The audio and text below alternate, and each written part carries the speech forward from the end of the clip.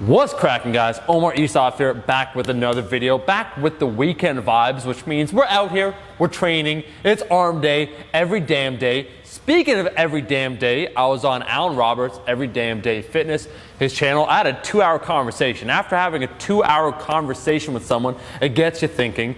I like his approach. I like his no bullshit approach when it comes to lifting and how he speaks to the general population. Sometimes we forget that. We're in this niche. You see, I'm in a niche of a niche.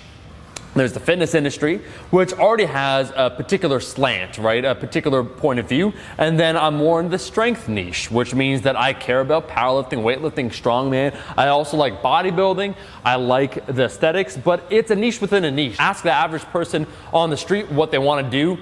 They just want to get in shape, man. They just want to see their dick when they look down. They don't want to have a gut anymore. They want to be able to pick up their kids and their back doesn't hurt. And sometimes we forget this, and I think a big problem when I was talking with Alan, the revelation that I had and what we're talking about is the responsibility of educators, communicators, anyone on Instagram to talk about lifting and give full context, something that Eric Helms talks about and says informed consent.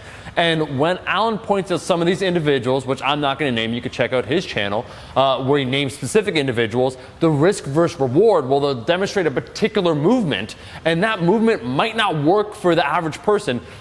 You have no business doing a one-leg Bosu ball squat if you can't squat on 2 legs on the ground, much less stand with 1 leg on the ground. Jordan Shallow has that great line where he says, don't squat on 2 legs if you can't even stand up on 1 leg. And so context is always missing, and people are trying to stand out, so they're trying to sensationalize, and that's where I think Zach Talender called out that guy, I think Dr. Joel Seedman, him and Alan Thrall were talking about that a little bit, where he talks about his training approaches, and you have all these impressionable people that want to get in great shape that are being given poor advice and potentially harmful advice. But let's take it a step further and let's do a self-examination. Me taking a look at my content. That is why do you think I talk about some of the injuries, right? I am not my injuries, I'm not those setbacks. They're minor setbacks. They're not even a greater part of my identity, but it's part of the lifting process. And I want, if we talk about informed consent, I want everyone to know what they're getting into. If you ask anyone, about bodybuilding, there's risks versus reward. Powerlifting, the same idea. And ultimately in life, you have to pick your poison, because there's a few things that are absolute wins other than reading Dune by Frank Herbert. When we talk about bodybuilding, for a lot of people, a lot of positives. There's community, there's discipline, there's dedication, there's finding what you're made out of, there's attaining a level of conditioning you never thought possible, but then there might be some negatives, developing orthorexia, or maybe if you already had orthorexia, it becoming worse, potential eating disorders, a few things that definitely can be deemed negative. Powerlifting, same idea. If anyone tells you, oh, we should do powerlifting, everyone should do powerlifting, it's great, it saved my life, and they don't talk about any of the potential negatives, we should be a little bit wary. I'm not saying there's these huge negatives, but everyone's not really built to be an optimal powerlifter. You take a 6'7" basketball player, 6'10" basketball player, he or she is probably not going to be setting records. That's just the reality of things. And when it comes to powerlifting, it's great. I fucking love it. I'm going to continue to do strength training. But some of the risks, just like lifting in general, if we take a look at the injury rate per 1,000 hours, it's about 3 times higher than bodybuilding. And so those are factors you need to think about before you start anything. And I'm not saying you shouldn't start anything. I'm saying you should know beforehand, and that's most important. The idea of dogmatic thinking is very dangerous, and that's why the CrossFit in ways has gotten a bad rap. But when someone approaches or enters a gym, it's like a big box gym, right? Or you enter a CrossFit box, let's say from 5 years ago, and they prescribe you one program.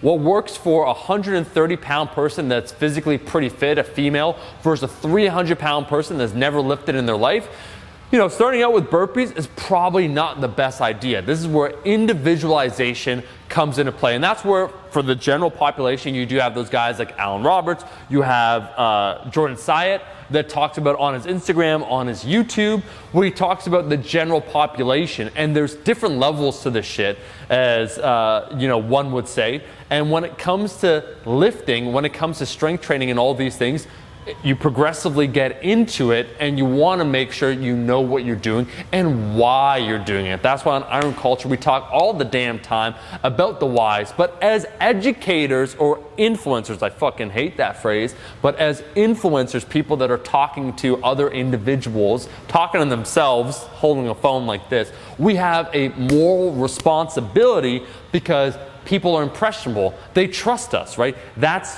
what happens. There's that tacit approval that occurs when we create content and they start following us. It's like, hey man, I believe what you're saying. And we can't take advantage of that, and we can't prey on people that are just looking to get better. So a little bit of a rant. Enjoyed being on Alan's channel, Every Damn Day Fitness. You guys should check it out. Maybe think about a few things. Our role as communicators, always trying to keep it real.